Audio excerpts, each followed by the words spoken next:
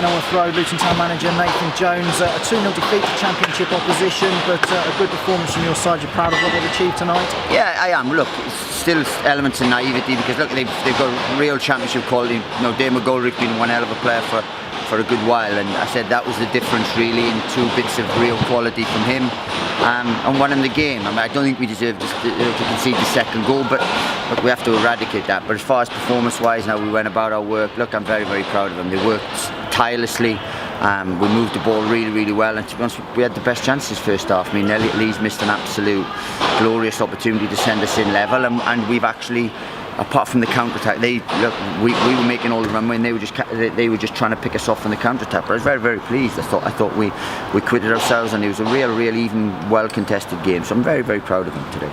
You've said even there it was very difficult to pick out the Championship side in the League Two, wasn't it? And that speaks volumes. No, it does. And I said we believe in ourselves, and we're disappointed in there to have lost. But you know, Ipswich are a good Championship side. They had a good win against a big spend in Birmingham on the weekend. So we're delighted, but it's not our focus. And I'm glad we went out admirably, really, because the league's our focus, and we don't want any distractions this year. You made 3 changes from the side that beat Yeovil so convincingly on Saturday. Just talk to us about those changes. So Glenn Ray, Jordan Cook and Elliot Lee coming in. Yeah, two were enforced. Apart from Alan McCormack, who we rested tonight, the other 2 were enforced. Isaac Sill and Dan Potts had a dead leg from the weekend. So they were both enforced really. And I said Isaac was a late one because he trained well yesterday.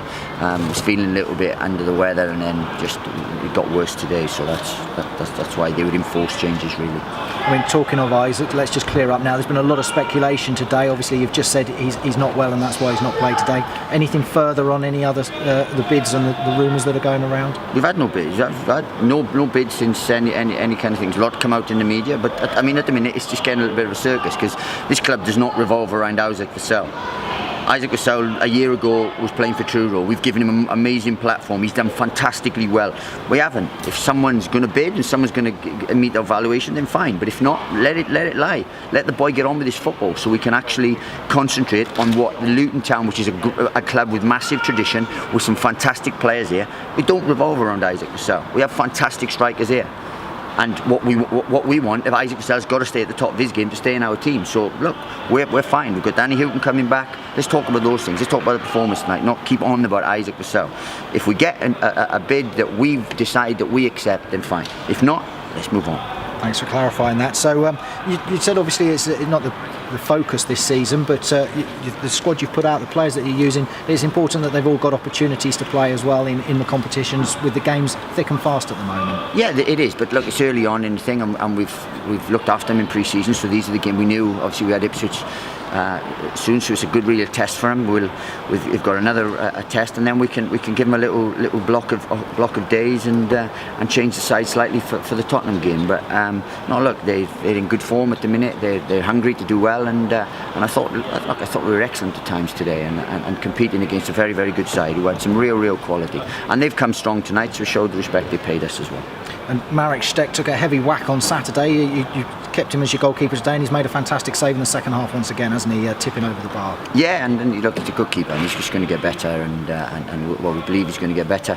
But look, we're in a good place. It's a game we've lost, but we've equipped ourselves very, very well, and I thought there's some excellent performances out there too. You've mentioned obviously players that are coming in. Harry Cornick, I know you've been interviewed already today, but just a word to the iFollow listeners out there about a player that you've brought in. He's the one that you've been looking at the last few weeks, I would guess. Yeah, well, look, we tried to get him last year. Contrary to media and to social media and things, when we bring players in, it doesn't necessarily mean that anyone's going out. So that's not why we brought him in. I tried to get Harry last year.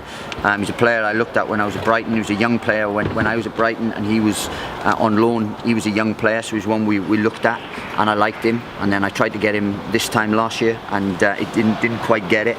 I wasn't quite able to get him, so now it's a real good one for us. And I said he'll come in and he'll provide real competition while we're developing him into the player that we think he can end up. And a real good acquisition to add to the squad. You've made that clear that anybody coming in has got to be better than what you've got and being able to add to the squad. Yeah, and I said he's a little bit different and stuff, and he's really quick. and pacey. And I said spent a lot of his time in a wide right role and stuff. We don't see him in that role. We see him as a central striker. We see him as pace. We like playing with pace. So we're always on the lookout for that kind of thing. And he's one that we're excited about. So focus now back on Barnet for Saturday, and let's say disappointment to go out of the cup, but pleased overall with the performance and the way your players are playing right now. Yeah, totally. And as I said, we have to have an element of reality, and coming up against a championship side who were strong and who were looking to win the game. And I said it was a wonderful performance, and I'm proud of them. I'm proud how they went about it. Proud how they went about their work and how how we competed. And also a lot of our structure and stuff, and just for maybe a little bit of quality in the final third, we could have done a little bit more. Lovely. Thanks very much for speaking to us, Nathan. Cheers.